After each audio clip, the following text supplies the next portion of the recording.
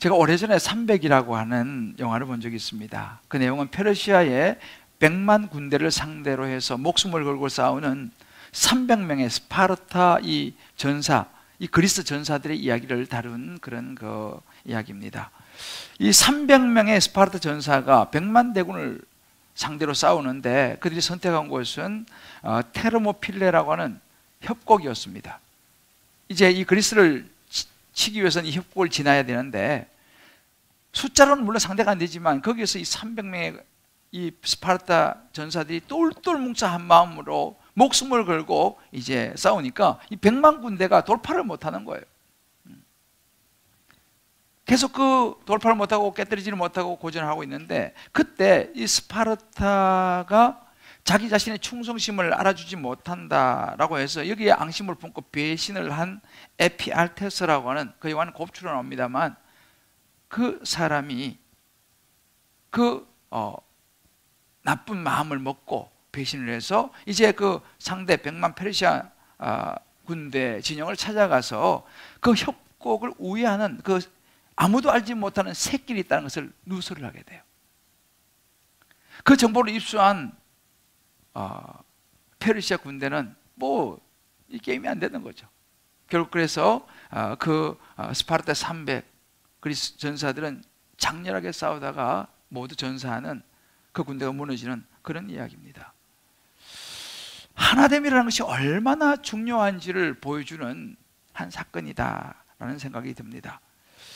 여러분, 세상이 깨뜨릴 수 없는 교회 공동체의 모습을 오늘 성경은 바울을 통해서 알려주는데 그 역시 무엇이냐면 하나됨입니다. 오늘 우리가 이제 보는 이 에베소서 4장 1절 6절 말씀 안에 보면 하나라고 하는 단어가 7번 등장합니다. 7번. 근데 의미까지 합치면 9번이 등장하는데요. 이 말은 이 하나됨이 얼마나 중요한지를 보여주는 것입니다. 우리는 지금까지 에베소서를 1장에서 3장까지 쭉 보았는데요. 1장에서 3장까지 에베소서 말씀은 하나님의 영원한 계획, 또 하나님의 구원의 비밀, 예수님의 사랑, 어떤 신앙의 본질, 어떤 구원에 대한 그런 아주 핵심 진리들을 다루는 것이 1장에서 3장까지였습니다. 이제 오늘부터 우리가 보게 되는 에베소서 4장부터 6장 말씀은 이제는 그렇다면 구체적으로 그리스도인이 살아내야 될 삶에 대한 메시지를 바울이 주고 있습니다.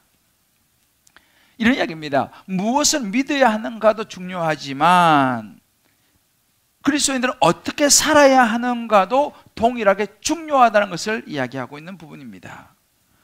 그러니까 이런 이야기입니다. 삶이 없는 믿음이라는 것은 하루아침 무너질 수 있는 모래성과 같다는 것이죠. 삶이 없는 믿음이라는, 삶이 없는 그리스도인의 삶이라는 것은 말뿐이다 라는 것입니다. 가끔 우리 그런 이야기를 듣지 않습니까? 예수 믿는 사람 말은 잘한다. 굉장히 부담스러운 이야기죠. 사실은 이제 오늘부터 우리가 보게 되는 4장부터는 굉장히 부담스러운 이야기가 이제 등장할 것입니다. 특별히 교회에서 말을 제일 많이 하는 사람이 누굽니까? 목사인 저 아닙니까? 그러니까 저에게도 굉장히 이 말씀은 부담스러운 이야기예요. 왜? 구체적인 삶에 대한 부분들을 이야기하기 시작하니까 아마 여러분들도 이 말씀을 들으시면서 앞으로도 조금 부담스러우실 수 있습니다. 그렇지만 그리스도의 삶은 말이 아니라 삶이라고 바울은 이야기합니다. 그래서 오늘 이제 이 첫 번째로 바울이 그렇다면 성숙한 그리스도인으로서 정말 우리가 구원받은 사람의 삶이라면 첫 번째 중요한 원리가 있다고 이야기하는데 그것은 바로 예수 안에서 예수 믿었다면 이제는 우리는 교회라고 하는 울타리, 성도라고 하면서 교회라고 하는 울타리에 모여서 어떻게 살아갈 것인가에 대한 부분을 이야기를 하고 있습니다. 그 핵심이 바로 하나됨입니다. 하나 되어서 주님을 섬기는 것, 하나 되어서 신앙생활을 하고 행동하는 것에 대한 부분입니다. 당시 이 에베소 교회 안에는요 두 부류의 사람이 있습니다. 유대인들과 이방인. 그러니까 유대인으로서 예수 믿은 사람과 이방인으로서 예수 믿은 사람이 함께 있었습니다. 이 두 부류의 사람들이 같이 예수는 같이 믿었습니다. 그리고 이제 한 울타리 안에서 한 성도가 된 것입니다. 그렇지만 이 두 부류의 사람들 배경이 너무 달랐습니다. 신앙 배경도 다르고 신앙 스타일도 다르고 살아온 생활 양식도 다르고 또 사고방식도 다르고 전통과 종교적인 배경, 이 모든 것이 유대인들과 이방인들은 너무 서로 달랐습니다. 그래서 유대인들은 선민의식이 있었기 때문에 그 이방인으로서 예수 믿은 사람들을 별로 조금 한참게 여기는 마음이 있었습니다.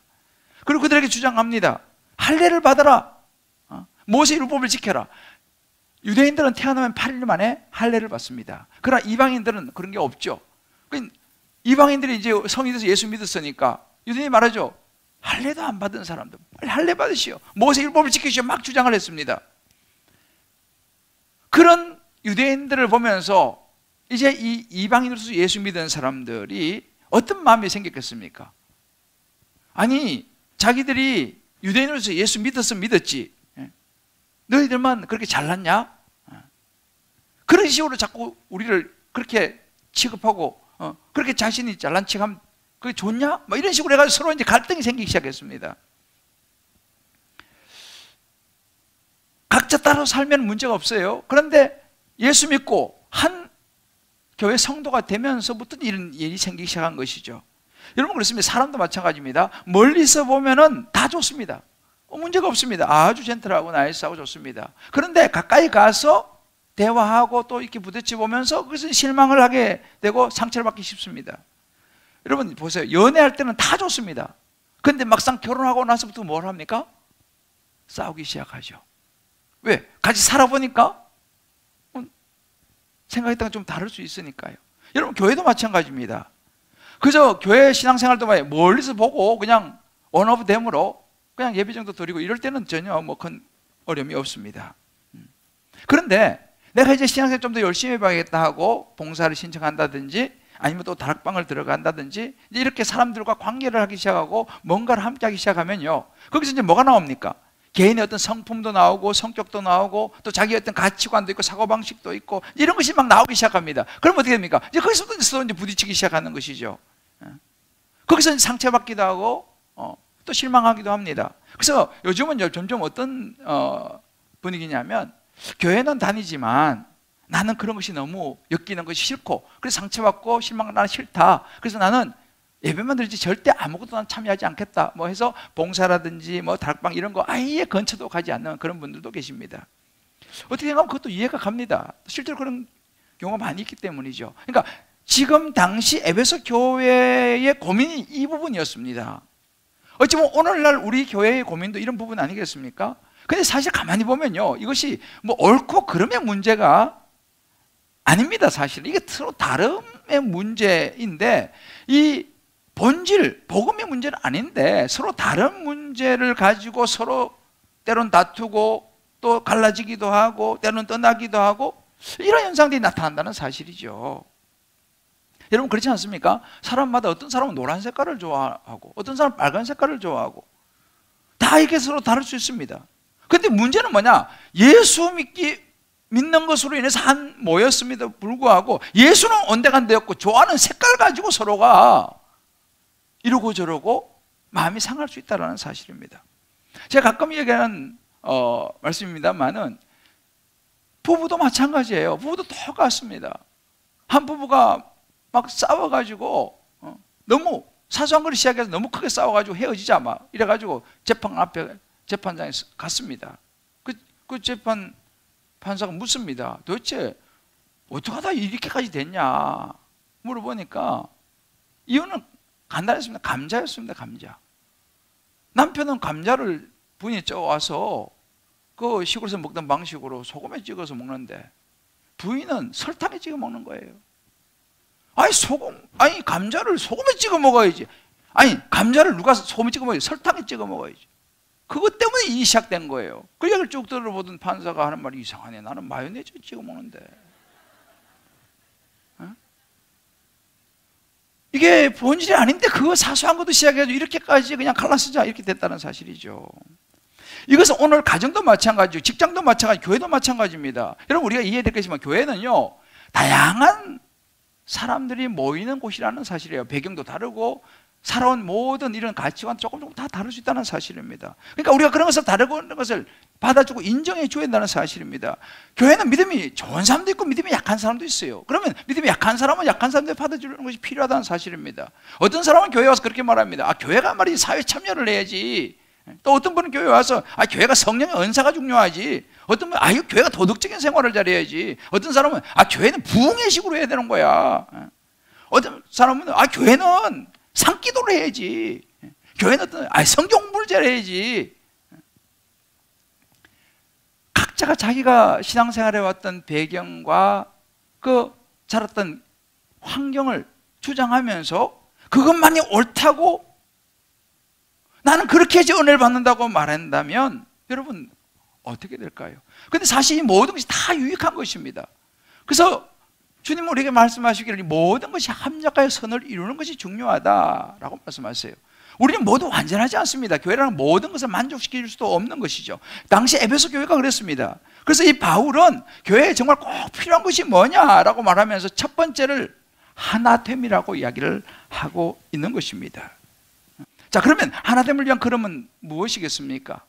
그 첫 번째는요, 겸손이라고 말합니다. 오늘 2절 말씀 보게 되면 부름에 합당하게 행하여 모든 겸손과 하나님 우리를 하나님의 자녀로 부르셨습니다.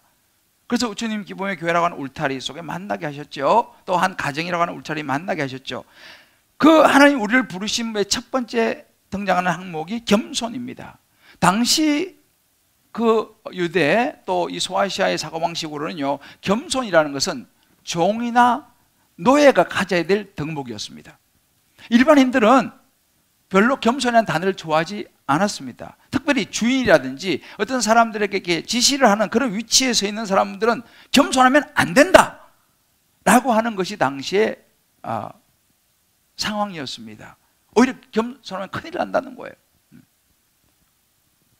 그러면 사람들을 어떻게 다스리고 어떻게 해나가느냐, 뭐 그런 분위기죠. 근데 바울이 이렇게 말합니다. 아니다는 거예요. 겸손이라는 것이 그리스도에게는, 성도에게는 가장 필요한 것이다 라고 이야기를 합니다.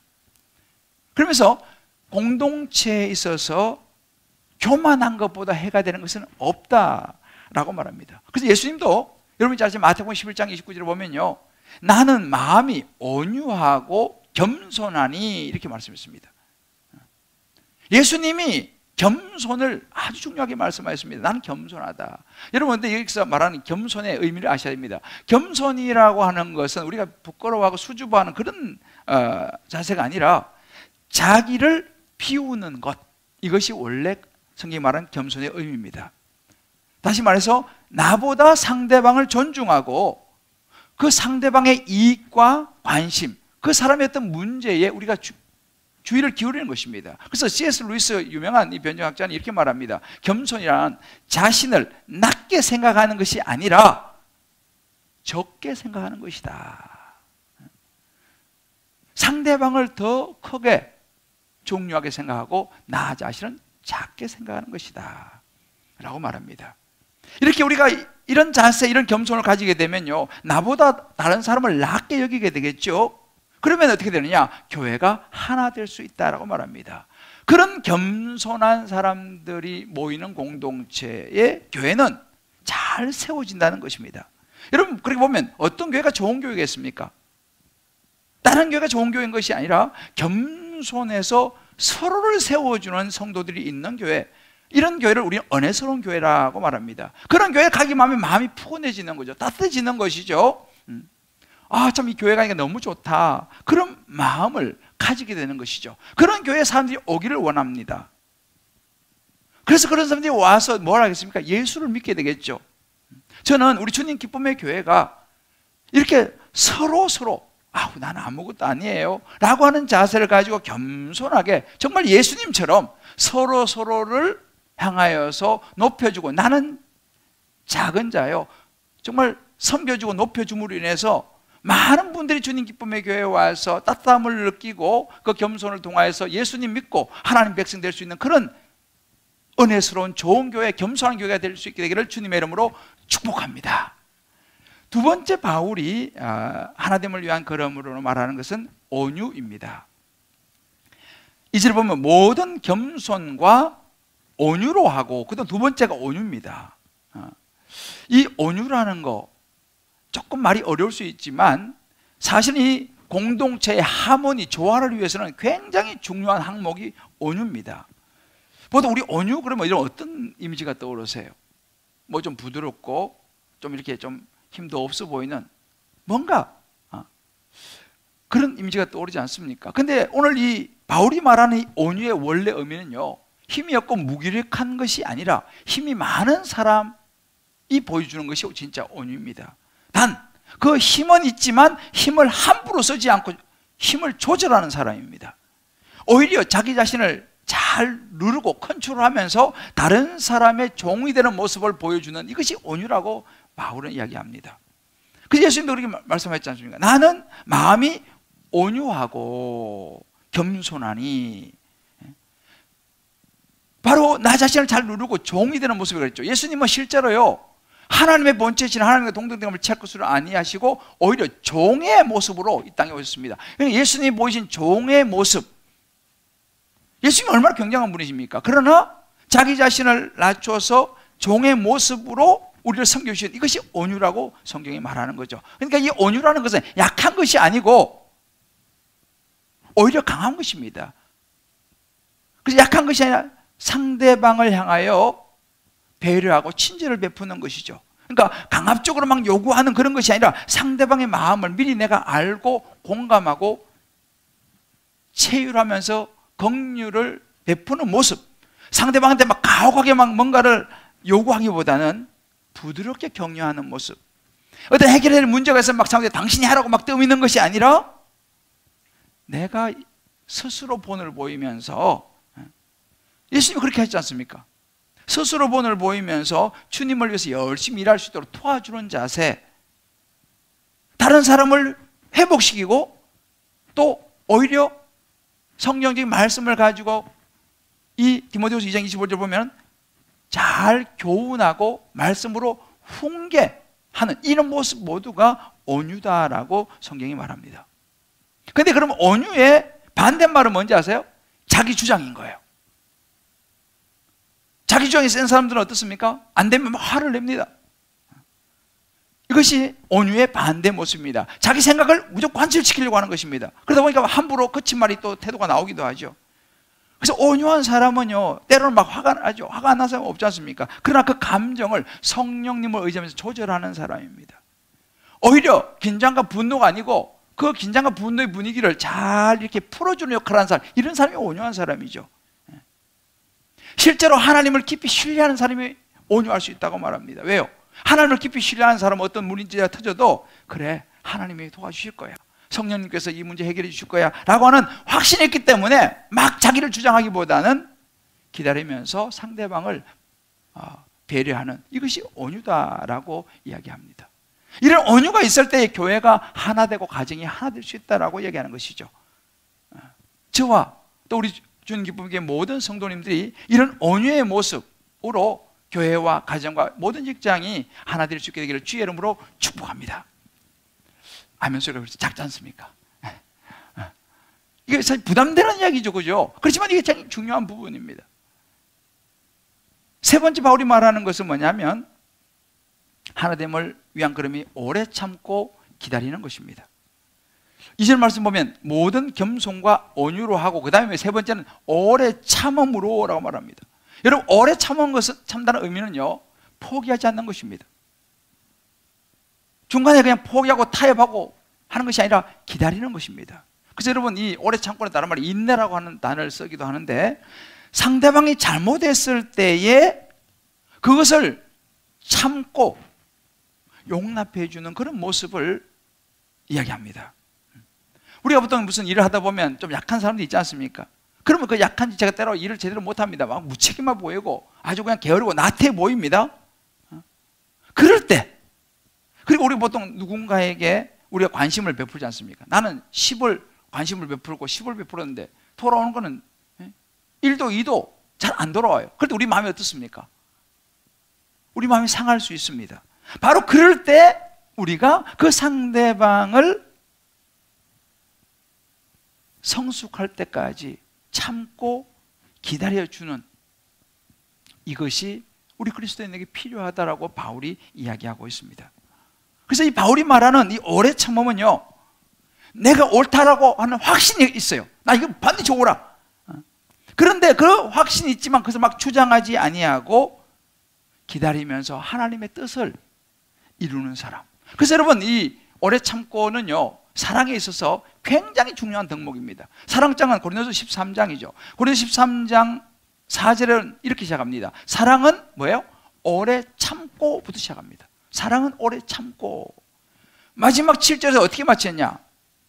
모든 것을 견디느니라. 여러분, 이것이 사랑입니다. 오늘날 현대 부부에게 가장 필요한 것이 무엇이겠습니까? 또 부모 자식 사이에 가장 필요한 것이 무엇이겠습니까? 참아주는 거예요. 어렵죠.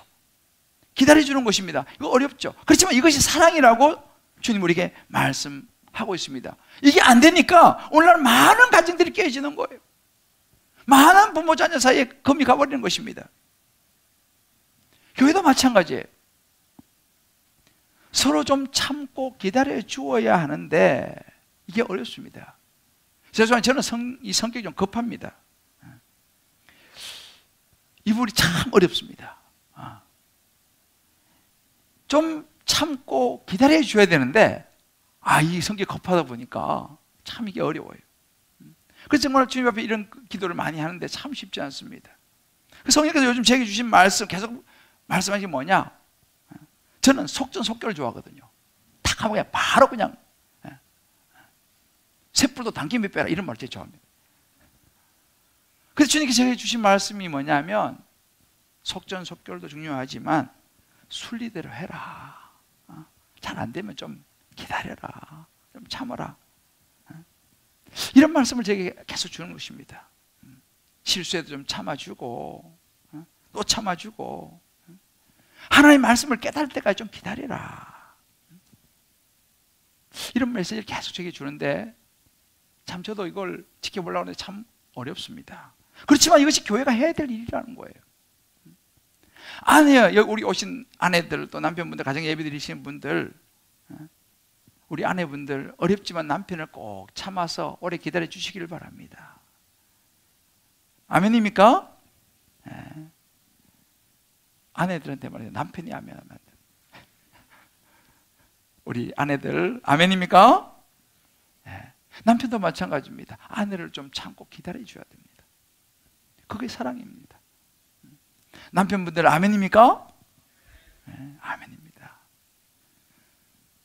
부모가 자식을 향해서도 마찬가지 어렵습니다. 그렇지만 자식을 좀 참고 기다려 줘야 됩니다. 여러분 자식들도 계시죠? 여러분 자녀들 부모가 답답하지만 부모님도 여러분 자녀들이 좀 참고 기다려 줘야 되는 것입니다.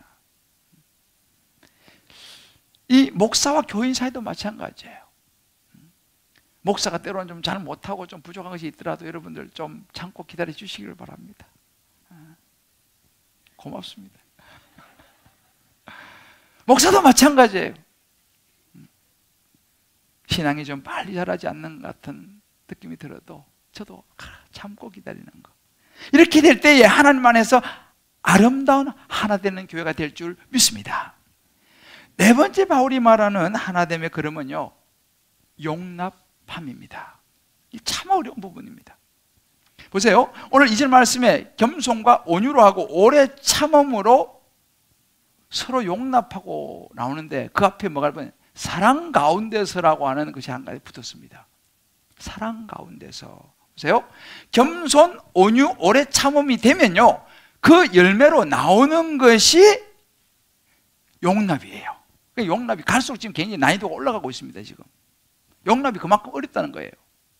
그래서 용납 앞에는요, 사랑 가운데라고 하는 것이 붙었습니다. 사랑 가운데. 용납이 너무 힘들기 때문에 용납이라는 것은 다른 말 견디고 참는 이런 의미긴 하지만 다른 말로 받아주는 거예요. 받아준다. 이것은 어렵다는 거예요. 사랑이 있어야 가능하다는 것입니다. 그래서 이 바울이 교회 안에서 다른 사람들의 잘못이나 그들의 흠, 약점 그런 것이 보이더라도 그런 것을 받아줄 수 있어야 된다 라고 이야기하고 있는 것입니다. 그것이 성숙한 그리스도의 모습이고 교회가 하나 되는 모습이다라고 하는 거예요. 근데 이것이 굉장히 어렵다는 것입니다. 사랑이 부어져야지 이것이 가능하다. 그래서 로마서 5장 5절 이렇게 말합니다. 소망이 우리를 부끄럽게 하지 아니하면 우리에게 주신 성령을 말미암아 하나님의 사랑이 우리 마음에 부음받으니. 여러분, 우리 힘으로 안 되는 거예요. 용납은요, 받아들인 게 우리 힘으로 잘 안 됩니다. 그래서 하나님의 사랑이 부어지고 나도 하나님이 그렇게 용납한 사람, 십자가를 통해서 나를 받아들인 그런 존재라는 사실, 그 하나님의 사랑을 알게 되면요, 이제 이게 받아들이게 되는 것입니다. 그래서 저와 여러분에게 이 하나님의 사랑이 정말 부음받아서 받아들이는 용납의 은혜가 임하시기를 주의 이름으로 축복합니다. 이게 잘 안 되면 아직도 내 안에 하나님의 사랑이 부음받지 못했다라고 생각할 수도 있어요. 참 이게 쉽지 않습니다. 저는 저희 집사람과 저는 참 다릅니다. 물론 뭐 같은 부분도 있지만, 왜냐하면 저희 집사람은 결혼할 때 저 강남 신사동 그 신사역인데 거기 살았어요. 그러니까 이제 서울 신시대 여성이고, 저는 저 경상도 두메산골 촌놈이었습니다. 그래서 둘이 만났어요. 하나님을 만났는데 너무 다른 거예요. 나는 이 시골의 그 정서와 그런 문화 거기 자랐는데 도시에서 자라가지고 이게, 그래서 결혼해가지고 첫 부부 싸움이 무엇이냐면, 이제 신혼여행 갔다 와서 학교 앞에 이제 원룸을 얻어가지고 이제 시작을 했는데, 이제 신혼여행 갔다 와서 첫 번 교회를 가는 날이었습니다. 제가 그때 유년부 전사를 했기 때문에 이제 교사들도 만나고 이제 사모가 교회를 가는 날인데, 준비를 하고 나오는데 제 집사람이 모자를 예쁘게 딱 쓰고 나오는 거예요. 그 당시 강남 아가씨들은 모자 쓰는 게 유행이었습니다. 그래서 저도 유년부, 제가 강남 여기 병병 사거리 거기 있는 교회에서 섬겼기 때문에 교사들도 머리 모자 쫙 쓰고 막 이렇게 오는 그 당시 유행이었어요. 근데 제가 그것이 용납이 안 되는 거예요. 사모가 조신하게 그냥 이렇게 얌전하게 교회를 가야지 막 강남 아가씨 모자를 쓰고 이렇게 간다. 나는 보수적인 또 이런 그거는 용납이 안 되는 거예요. 그래서 그 모자 벗으시오. 우리 사람은 이 모자가 어째서 예쁘기만, 나는 못 벗겠어. 이래 된 거예요. 나는 그러면 그 모자 쓰고 당신랑 교회 못 간다. 사모가 말이지 그렇게 해서 되겠냐. 그래가지고 첫 번 대판을 싸웠습니다. 그래서 우리 집에 집을 나가버렸어요.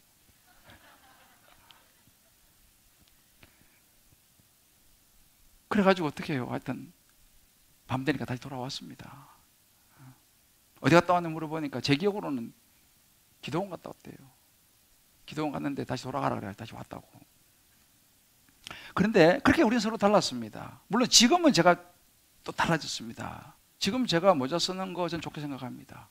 요즘 쓰라고 예쁘다고 하면은 요즘은 자기가 잘 안 쓰려고 해요. 성도들 시험 될까 봐. 그래서 아니 뭐 그렇게 요즘 뭐 다 모자 쓰고 괜찮다고. 그래도 혹시 또 자기가 또 사모가 뭐 이렇게 요즘은 이게 받게 돼 가지고 사모가 쉽지 않습니다. 근데 이게 서로 이게 그렇게 이제 첫 번째 우리 싸우는 거예요. 저는 사실은요, 여기 나왔으니까 잠깐 또 얘기를 하면은, 저는 신학한 여자를 저는 싫어했습니다.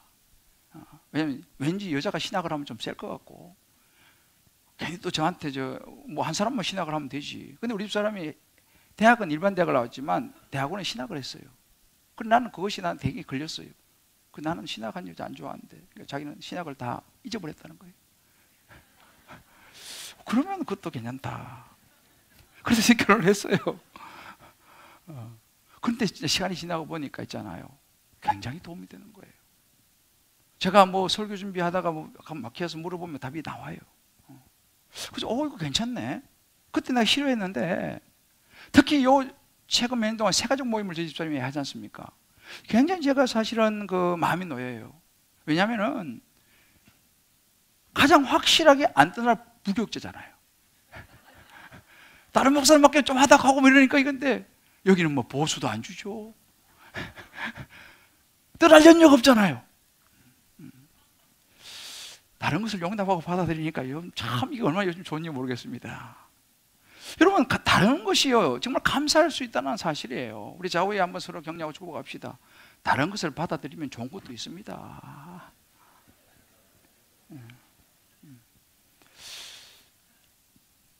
우리가 내가 못 보는 것을 볼 수 있는 장점도 있다는 사실을 꼭 여러분 기억하셔야 돼요.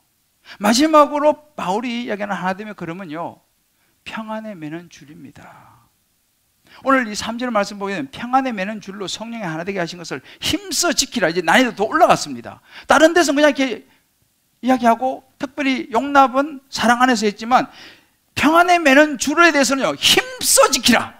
힘을 줬습니다. 힘을 써야 한다 이 말입니다. 성령께서 공동체 안에서 이루시기를 원하시는 모습인데, 하나님 안에서 한 가족을 이루어서 교회 안에 서로 화목하라, 평안해라. 가정에서도 마찬가지입니다. 근데 그것이 어렵다는 것입니다. 그래서 힘을 써야 한다는 거예요. 이건 제대로 되는 것이 아니라는 것이 사실이죠. 우리가 사실은 신앙생활 하다 보면 서로 다른 사람 만날 수 있고, 내가 볼 때는 마음에 안 드는 그런 틀린 그런 것을 볼 수도 있습니다. 그럼 어떻게 됩니까? 확신이 클수록 목소리가 커지는 것입니다. 거기다가 상대에 대해서 좀 안 좋은 말을 험담하기 시작하면 문제는 더 커지고 관계는 완전히 깨져버릴 수 있습니다.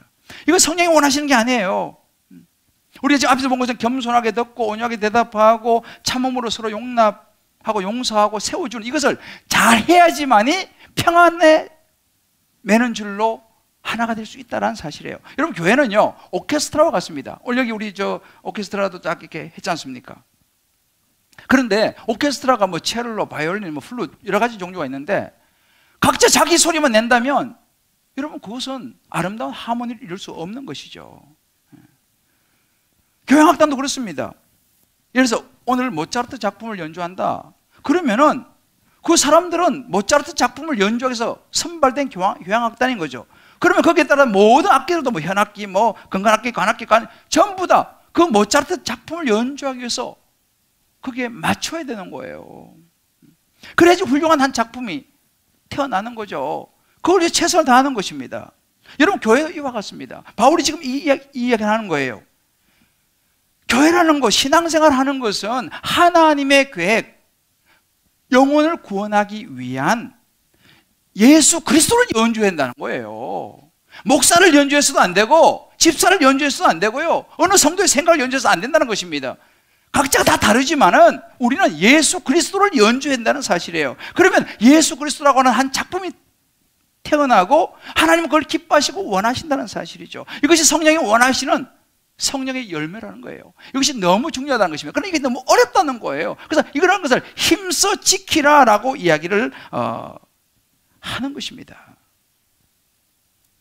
바울이 말하는 것은 이 평안에 매는 줄을 위해서 꼭 기억해야 할 것은 뭐냐면, 여러분, 옳고 그름보다는요 사랑과 하나님입니다. 여러분, 육의 생각을 감해 보십시오. 육의 생각은 옳고 그름에 집착을 합니다.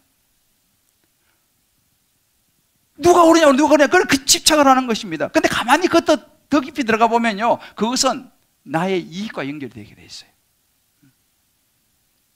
나는 손해 못 본다는 거예요. 왜? 그건 틀렸다는 거지.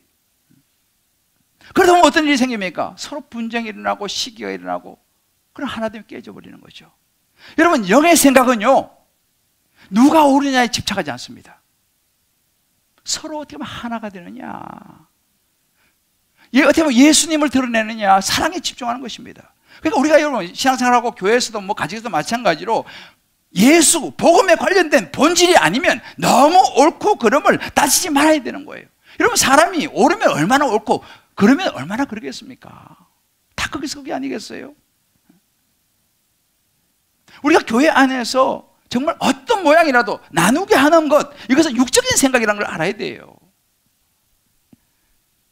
저는 우리 주님 기쁨의 교회가 정말 성령 안에서 하나 되고 사랑으로 용납하고 받아주는 성숙한 공동체가 될 수 있게 되기를 주의 이름으로 축복합니다.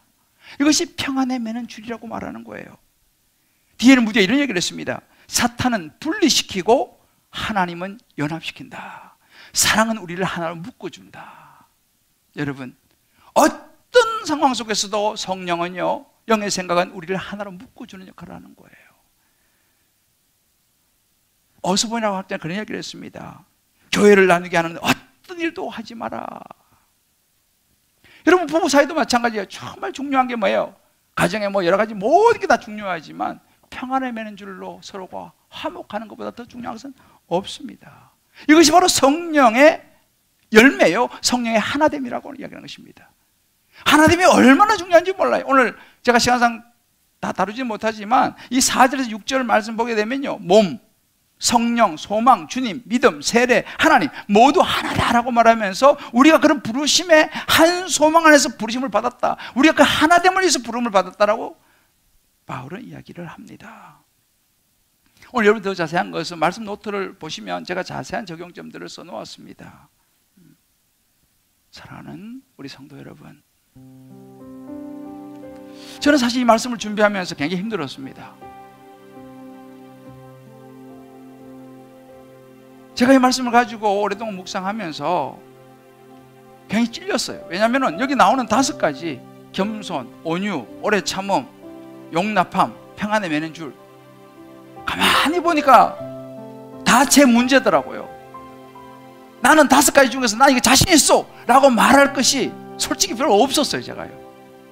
그래서 제 안에 그런 마음이 드는 거예요. 아이고, 너나 잘하세요. 정말 굉장히 힘들었어요. 보니까 저만 잘하면 되겠더라니까요. 이 담임 목사인 김대전 목사, 저만 잘하면 교회가 정말 하나가 되고 너무너무 좋아지겠다는 생각이 들어가지고 제가 굉장히 힘들었어요.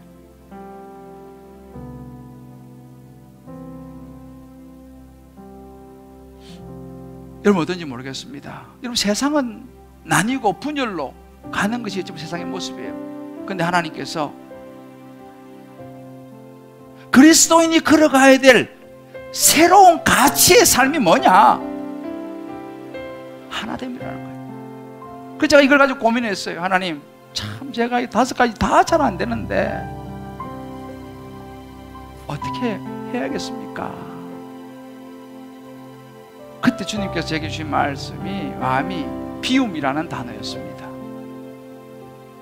너를 비워라.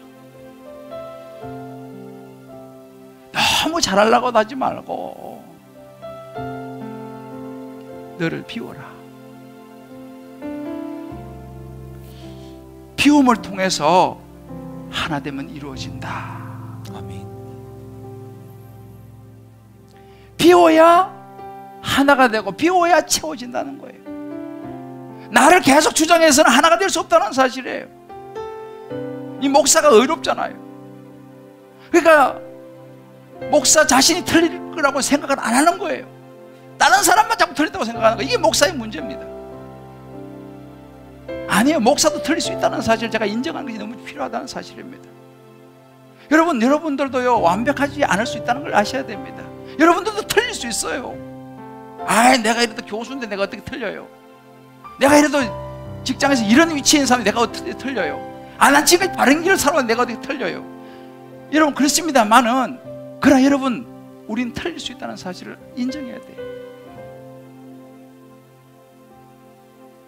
그러기 위해서는 비워야 되는 거예요. 무지 어렵습니다. 예수님께서 우리에게 보여주신 십자가의 모델이 뭔지 아세요? 비움입니다. 예수님께서 빌립보서 2장 6절에 자신을 비워 종의 형체를 가졌다고 그랬잖아요. 자신을 비워 종의 형체를 가졌다고 그랬습니다. 그리고 사람의 모양으로 낮아지셨어요. 이것이 예수님께서 이렇게 비우니까 모든 것을 가능했다는 사실입니다.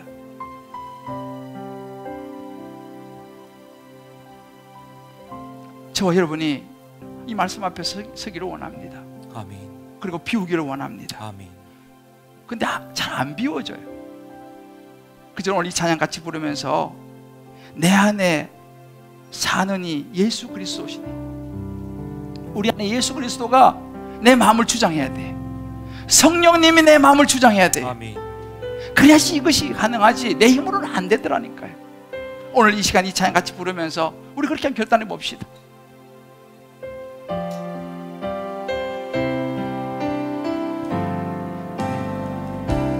내 안에 사는 이 예수 그리스도가 되어야 합니다. 예수, 내 마음의 중심에 예수 그리스도가 계셔야 되는 거예요. 나의 죽음, 내가 죽어야 되는 거예요. 이게 십자가잖아요.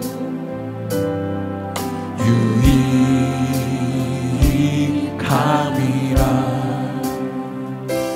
나의 왕, 내 인생의 왕이 내 노래 예수 그리스도 그분이 되셔야 됩니다. 내 생명 또 내 기쁨 나의 힘 나의 것 내 평화 나의 주 내 안에 사는 것이 내 안에 사느니 예수 그리스도 그분이셔야 됩니다. 예수 그리스도니 나의 주도